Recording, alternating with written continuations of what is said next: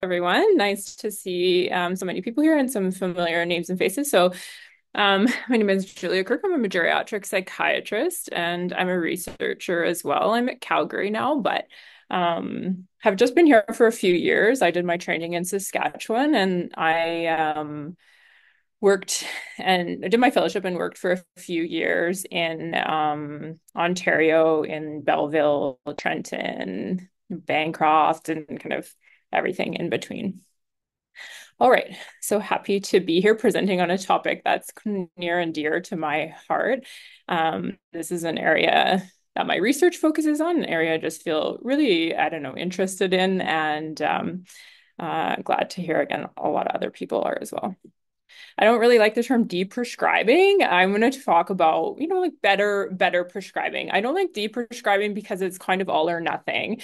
And really the process of deprescribing is not all or nothing. And often, if we're looking at it from that framework, if we're looking at it, if, we're not successful unless we stop medications, you are going to be missing a lot of people in whom better prescribing might actually be beneficial from them. So I'll expand on that. Right. In terms of disclosures, I have nothing. I don't think that would be a conflict of interest for this presentation, but I do have grant funding from the agencies listed there.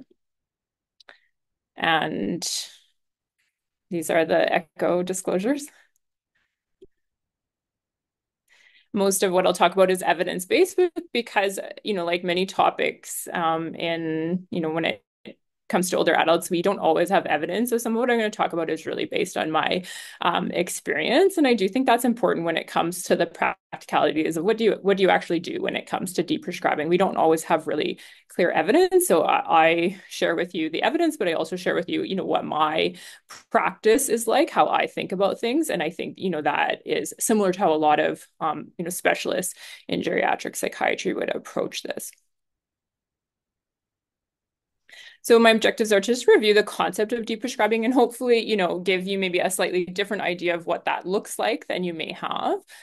To summarize some of the drivers of prescribing and deprescribing, because that really helps to understand, I think, this process better and, particularly how we can do this successfully. I'll talk about key principles for all medications, and then I'll review specifically some practical approaches for specific medications, psychotropic medications in particular. All right. So to start with, I just want to talk about why this is such a big problem. And of course, I think this is well known now that, polypharmacy or using a lot of medications in older people comes with risks. But what you might not appreciate is the scope of the issue, the actual numbers when it comes to medications. And even myself as a researcher in this area, whenever I see them, I'm just like kind of shocked. So in terms of long-term care in particular, which is often a setting that we focus on because the people living there are often at high risk of adverse consequences from polypharmacy or inappropriate medication use, and because polypharmacy and inappropriate medication use is a bigger problem in this setting. So older people in long-term care are 3 times more likely to be prescribed an antidepressant or a benzodiazepine compared to older adults living in other community settings. And they're 8 times more likely to be prescribed an antipsychotic. So even though we've made a lot of progress on antipsychotic use, this is still such a big problem. All right. And I just want you to pay attention to some of the numbers here because the actual numbers are, let's say, impressive. So from 2021, the number of older people in long-term care prescribed an antidepressant was over 60%. And, the numbers are a little bit lower for antipsychotics and benzodiazepines, but still, over 40% for antipsychotics and a significant number, like about a quarter of people on benzodiazepines. I can talk about the antipsychotic numbers are different a little bit than what's publicly reported. It depends on who you're excluding and including from these counts. But I think the takeaway here is, although we've made some progress on some medications and the risks are well known, we still have a major problem with, the amounts of these medications that are prescribed. It's hard to believe that these numbers are really justified, even understanding that, some people need these medications. I personally would say that these numbers are not justified by actual need. All right. 1 in 4 Canadian seniors are prescribed more than 10 drug classes, and the most common prescribed drugs to older adults are listed there. And my arrows indicate potentially inappropriate medications or even when they're appropriate medications, potential targets for deprescribing. I'm not going to focus on non-psychiatric or non-psychotropic medications just because it's outside of my expertise. So I'm mainly going to be talking about psychiatric or psychotropic medications. And I'm going to mainly be focusing on long-term care and people who are living with dementia. All right. Just need to minimize that. So the most there's a various lists about what are inappropriate medications. And I just want everyone to take that with a grain of salt, because what's inappropriate can depend on the context and the person. But you do want to have some awareness of what is potentially inappropriate, keyword being potentially, especially in an older person, because this is key to being able to identify medications for deprescribing. When you're reviewing that list, you need to know, be able to identify the medication, be able to identify the class of medication, and know, is that potentially a target for deprescribing, based on the guidelines and the information we have about risk versus benefit in older people, and especially people who have dementia. And I wouldn't get caught up in, like, there's a whole bunch of different lists and criteria, and some of them are different, but there's some commonalities. And I would say these are pretty, typically what you're going to find on most lists about inappropriate medications.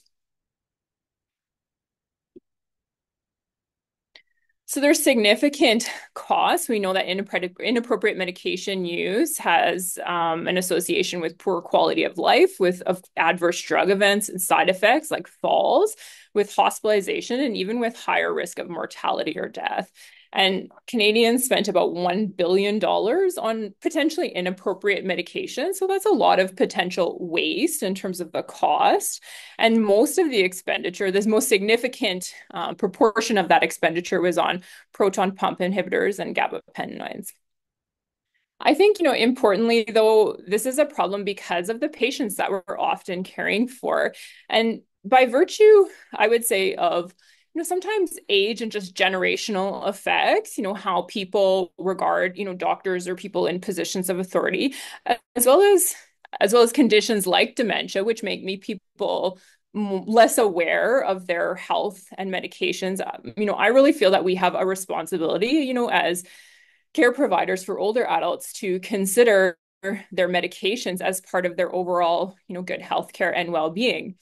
And we are often, if you're a care provider for older people, you are often the only one who is going to look at this. And it would, it's always surprising to me that, medications will just be continued. This is no fault to anyone, but medications will just be continued for like years and like decades. And often, like, no one has ever looked at them. You might be the first person that comes along and says, like, hey, why are you still on this medication from 1979? And the person will often tell you, well, I have no idea. No one's ever asked me about it. That situation happens for me a lot. So, from my perspective, again, we have a responsibility. And you may be the only one who is who's gonna do this. And I just want you to also be aware that devolving responsibility is a barrier to deprescribing. That's kind of evidence-based, that's known. So devolving responsibility is if you work in healthcare, this happens. You think it's kind of someone else. It's not necessarily, it is someone else's problem, or you don't think it's yours for very valid reason. There's a specialist involved. And so if you're a family care or a family physician, you maybe don't want to go there if you might infringe on the specialist territory, for example. example. That's an example of devolving responsibility, but basically all the ways in which we might think that this is kind of not our place or not our role, but what ends up happening is over time, that is a potentially significant barrier to ever reviewing and changing these medications. All right. So deprescribing is a system. I like this. There's lots of definitions. So I like this one. It's a systematic process of identifying and discontinuing drugs where the potential harms, either existing or possible, outweigh existing or possible potential benefits within the context of that individual's care goals, their current level of functioning, their life expectancy, their values, and their preferences. And deprescribing is a process, and it is a multidisciplinary process. So it's not just, the doctor stopping a medication. It is regularly reviewing medications, so even if you haven't changed anything, the fact that you're looking at them and you have a process for reviewing them is deprescribing. Okay. Making changes, of course, when possible, when necessary, but it's not just stopping medications. Again, it's better prescribing. So it might be stopping medications, great. But even switching to more appropriate options that have fewer side effects, reducing doses, that could be considered deprescribing or part of the deprescribing process as well. Deprescribing is also following up to monitor outcomes and making necessary adjustments to this process and to that person's treatment. It is not just like a one-time thing and then you're like, see ya, because it doesn't work very well when that's the case. But when you look at having a follow-up and plan for monitoring, adjusting your plan, you're much more likely to be successful with this deprescribing process. And of course, it's a lot harder to stop medications than it is to start them. So it goes without saying that, part of deprescribing, I mean, it's counterintuitive, but part of it is really, when you have the chance to prevent starting potentially inappropriate medications or making sure if they're intended to be used short-term, that it is actually short-term, that is part of this process as well. All right. Is this poll gonna work? There we go. Awesome. Okay. So I just wanted to see what people think. If we're thinking about older adults, we're thinking about people with dementia in long-term care or outside of long-term care, what would you say are the main drivers? What influences prescribing decisions? Let's give people a couple minutes to answer that.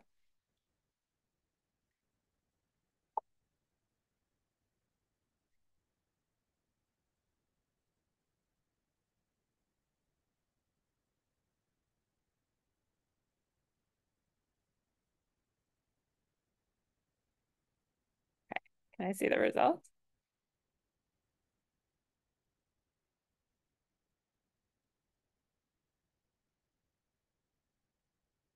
Okay, good job. So the answer is actually A, B, C, D, and F. You're not wrong. If you said all of the above, you're on to something. Because my point here is like it's a lot of things and it's not just one thing. But pharmaceutical industry influence, at least in Canada, isn't, and long-term care isn't a main driver of prescribing. It's not to say it has no role, but it's not a significant one from what we know from the evidence. I think, the reason I wanted to bring this up is because when you think about prescribing, you often think just about physicians, especially if you work outside of long-term care. The opportunity to work in long-term care, especially as a physician, is one where you realize that there is so much that impacts prescribing decisions that is not related to physician knowledge and experience whatsoever. And I mention it because, all the things that influence prescribing are also the things that influence deprescribing. So it's much, much more than physician knowledge and experience. And this is good news if you are here and you have a role that's not a physician, because you have an important role in deprescribing potentially. So these are actually like it's not an exhaustive list, but these are some of the known factors that drive prescribing and deprescribing of potentially inappropriate medications. And I think, when you see this and when you start to think about some of these things, you know this to be true. But it's maybe not obvious on, the day to day. So it's, of course, factors like resources and the environment. It's research evidence and clinical practice guidelines, but again, not primarily. There are many provider factors. That's not just physicians, but it includes physicians. So things like just awareness of medications and awareness of what's inappropriate and what are potential harms. Fear of consequences is an important one that drives, deprescribing or can act as a barrier to it. So again, being worried that the person will get worse or things like that. Confidence, knowing that you can do this, knowing how to have these conversations. Patience play an important role. I think that's probably going to come up in the case discussion today, but resistance to change, for example, on behalf of patients is a barrier to deprescribing, and to what extent they might accept alternatives can be a barrier or enabler. So anyway, the point being, there are a lot of factors that drive prescribing and deprescribing, and that's why it's tough. All right.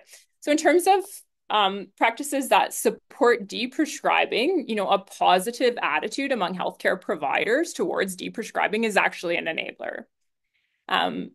Data that can quantify benefits and harms, access to specialists and other resources, provider confidence, experience, and skills, and targeted training specifically in this area is an enabler. And patient receptivity is important as well. Evidence-based practices that can support deprescribing are audit and feedback, regular processes for medication review, and a multidisciplinary approach. All right. So when I think about deprescribing, I like to think about the who, the what, and the how. So who are you going to pick for it? What are you going to potentially deprescribe, and how are you going to do it? So I'm going to talk just generally, like I said, and then I'm going to talk about a few medications that are kind of like the big three, and maybe one more in long-term care, especially, or in dementia. So the who is about picking the right person, but it's equally about not picking the wrong person, okay? And getting yourself into like a situation where the risk is higher, you're unlikely to be successful. So you want to ask yourself, does this person have a clear indication for this medication? And if they had an indication at one time, is that still relevant or appropriate? It might not be, but it might be. And it's the people where it isn't that you want to target for deprescribing. And we want to focus on potentially unnecessary or redundant and harmful medications. We're not focusing on necessary or appropriate medications.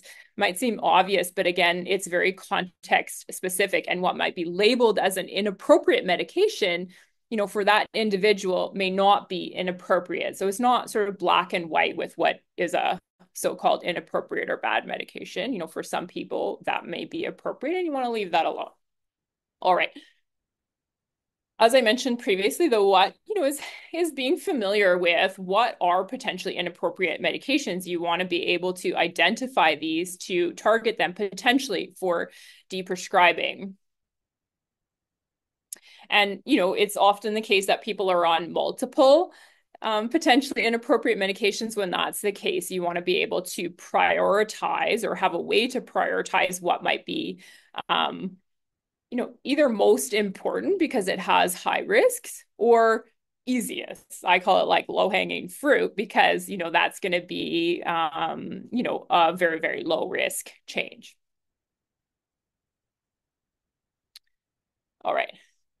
So with respect to the how, so in general, like for most medications, when we're talking about deprescribing, it's just about gradually reducing the dose until it's lowered or stopped. I don't think this will come as news to anyone. That's pretty widely known, but I would add, do not change more than one thing at a time, okay? Have a plan for monitoring and following up, including who's responsible for doing that. And what, you either have a plan or you're already thinking about what you're going to do if that change is poorly tolerated. Okay.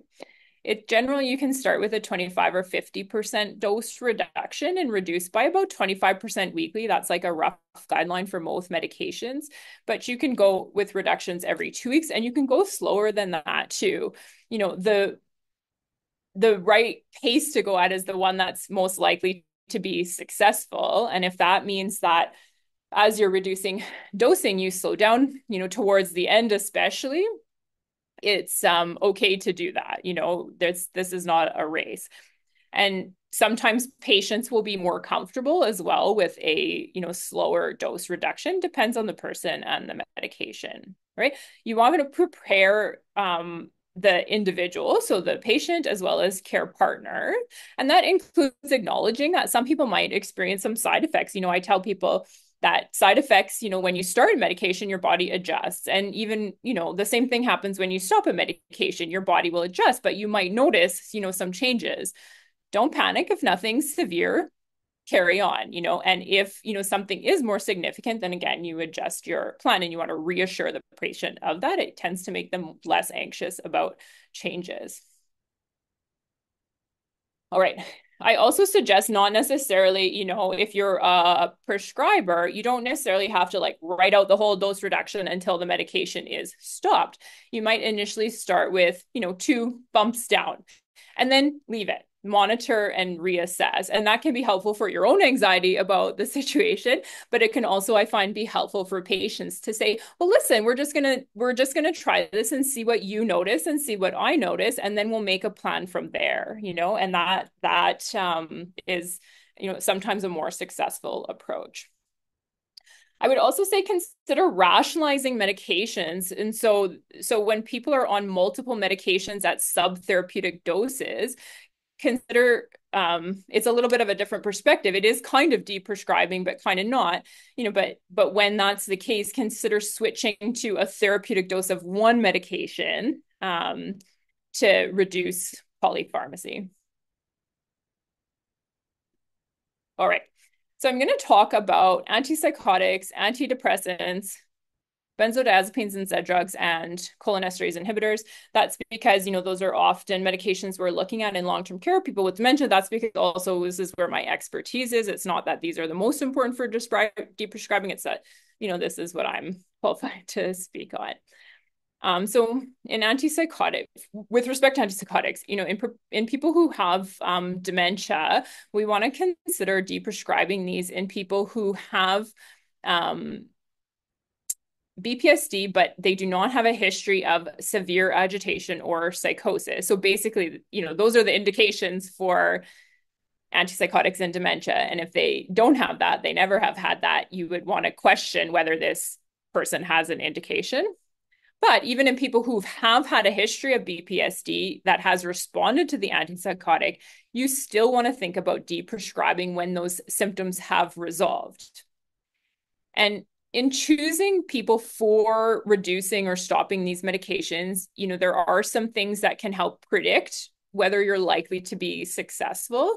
And that's longer duration of treatment. So at least 3 months, and better even longer than 6 months. Lower doses required, and less serious symptoms before starting the medication. So, you know, these are all, if those characteristics are all, you know, people who are more likely to be able to come off an antipsychotic medication. I would not recommend deprescribing in people who have serious mental illness like schizophrenia or bipolar disorder. In general, we would consider antipsychotics appropriate in these individuals. You may still be able to reduce or adjust doses, but I would not target these people for deprescribing because the potential risks significantly outweigh the benefits for most of these individuals. And the how, like what I've talked about previously, that applies. All right. So benzodiazepine and Z drugs. Z drugs is like zopiclone, zolpidem, those kind of things. You should consider deprescribing in any older adult because I would say more often than not, these medications are inappropriate, and they become, you know, particularly concerning in dementia because they can cause increased confusion, falls, and other problems that are really specific to people who have cognitive impairment. But I would say, although it might be appropriate to consider reducing them in someone who has a significant history of an anxiety or insomnia disorder where the benzodiazepine was used to treat it, that's someone where I would question, where they may have an appropriate indication. It's not that these, we don't like to use these medications a lot, but there are some people where they are very beneficial, and they augment other treatment. And the truth is they can be very, very, very hard to stop in people who have a history of severe anxiety or insomnia disorder. I would not recommend it in those individuals, although again, you may be able to reduce doses. And you should be cautious about this in any person who actively has BPSD symptoms, because even when we successfully reduce benzodiazepines, you can get like rebound anxiety that's temporary. But if someone already has some BPSD, that could potentially contribute to increased agitation or other issues. All right. And the how is like similar to what I previously described, although I would say usually we have to go more gradually. There is an evidence-based clinical practice guideline on that. I've put that there, and deprescribing.org also has some resources specifically for this. And just a couple of things that you can consider with the how there, specifically, there's no benefit to switching to long-acting benzos. This is kind of a common myth, I think. And, you can consider, slowing the tapering protocol once at lower doses, or a switch to something like lorazepam. Sometimes with benzodiazepines, the dosing, you can't continue to adjust it down into smaller steps. And in that case, you might switch to something, where you could. Okay. Antidepressants we don't talk about a lot. This is kind of like particular interest of mine, but I think we should be talking about it more based on the numbers, like the 60%, particularly in long-term care. The numbers in the community are very, very high as well. So we should be thinking about this, of course, again, in someone who has no clear indication, or if they have a current indication. So for example, they have, some symptoms of depression and dementia, or I often see things like duloxetine for pain, but there's no response to the medication. There's no evidence of benefit for the medication. Often those medications are continued without reassessing. And that's an important potential category of people to consider deprescribing. Also consider in people who have been prescribed them for BPSD and dementia that has resolved. Most people are able to stop antidepressants like antipsychotics after a period of time without adverse consequences, although there is some evidence that there might be a risk of worsening depressive symptoms or overall BPSD in some people, not most people. All right. Do not stop or touch these medications in people who have a history of clear major depressive disorder. Okay, so that's someone who was treated for depression throughout their lives with these type or other antidepressant medications, and who, again, had significant enough symptoms throughout their life that they require treatment. They saw the doctor for this. They took medications. Maybe they were hospitalized, maybe not. But anyway, they have a history of a depressive disorder. Usually, for people who have more than one episode of depression in their life, the recommendation is to continue treatment lifelong. The same goes for severe anxiety disorders or some serious mental illness. So like schizophrenia, for example, bipolar disorder, antidepressants are often part of the treatment, and you should be extremely cautious or just not touch them in those populations. All right. The general principles apply here as well. All right. Cholinesterase inhibitors should be considered for deprescribing when that's, a request from the patient or care partner. That's their preference. They can't take medications, or that they've developed comorbidities or side effects that make treatment more risky than it once was. There's no foreseeable value in trying to preserve cognition or functioning. So that means that, a person's cognition or functioning has declined to a point where we basically, feel that letting the disease run its course, so to speak, is the right ethical thing to do, or that's what that person would want, or that they have declined to a point that there's not value in trying to stop this process, or there's not something that we can preserve, so to speak. some people may be able to stop these medications. It's similar to the conversation we've had about other medications, but you should be aware that in some individuals, this might lead to a worsening of cognition in BPSD. And that's very, very hard to predict, in whom that will occur. Who not? Just because someone's in long-term care is not a reason to stop a cholinesterase inhibitor. I can elaborate on that, but I just want to put that out there.